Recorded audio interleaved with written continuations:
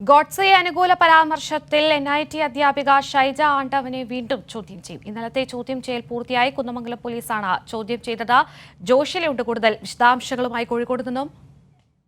Joshila, good morning. Good morning കീർത്തി.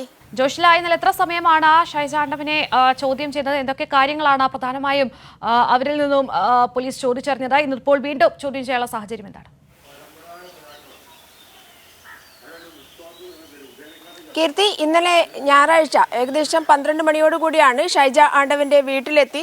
ചാത്തമംഗലത്തെ വീട്ടിലായിരുന്നു Kunnamangalam SHO ശ്രീകുമാറിന്റെ നേതൃത്വത്തിലുള്ള സംഘം ചോദ്യം ചെയ്തത്. 1 മണിക്കൂർ നീണ്ട ചോദ്യം ചെയ്യലിന് ശേഷം പോലീസ് തിരിച്ചു വരികയായിരുന്നു. എന്നാൽ കൂടുതൽ വ്യക്തത വരുന്നതിനും മറ്റ് പല കാര്യങ്ങളും അന്വേഷിക്കുന്നതിനുമായി ചൊവ്വാഴ്ച ഷൈജ ആണ്ടവനോട് സ്റ്റേഷനിൽ ഹാജരാകാൻ പറഞ്ഞിട്ടുണ്ട്. എന്തായാലും രാജ്യദ്രോഹ കുറ്റം എന്നുള്ള രീതിയിലേക്ക് തന്നെയാണ് ഷൈജ ആണ്ടവന്റെ ഈ ഒരു ഫേസ്ബുക്ക് പോസ്റ്റിലിട്ട കമന്റ് മാറുന്നത്. അതായത് ഗാന്ധി ഘാതകൻ ഗോഡ്സെ ഇന്ത്യയെ രക്ഷിച്ചു എന്നുള്ള രീതിയിലായിരുന്നു ഒരു അധ്യാപിക ഇത്തരത്തിൽ ഒരു കമന്റ് ഇട്ടിരിക്കുന്നത്.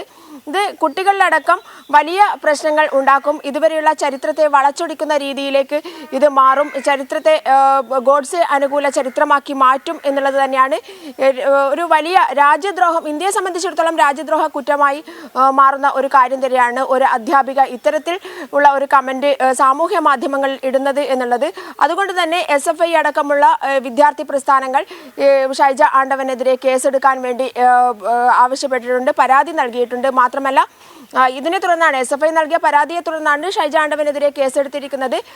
SFIക്ക് തൊട്ടു പിന്നാലെ DYFI അടക്കമുള്ള സംഘടനകളും ഇത്തരത്തിൽ ഷൈജ ആണ്ടവനെതിരെ കേസെടുക്കാൻ വേണ്ടി ആവശ്യപ്പെട്ടിട്ടുണ്ട്. അതേസമയം തന്നെ NIT ഗത്യന്തരമില്ലാതെ സമൂഹത്തിന്റെ പല ഭാഗങ്ങളിൽ നിന്നും പല തുറകളിൽ നിന്നും ഇത്തരത്തിൽ ഒരു വലിയ വിമർശനങ്ങൾ ഉയർന്ന സാഹചര്യത്തിൽ NIT ഒരു അന്വേഷണ കമ്മിറ്റിയെ നിയോഗിക്കാൻ ഇപ്പോൾ തയ്യാറായിട്ടുണ്ട് എന്നുള്ള വിവരങ്ങളാണ് ലഭ്യമാകുന്നത്. കീർത്തി, ശരി, ജോഷിയാണ് വിവരങ്ങൾ നൽകിയത്.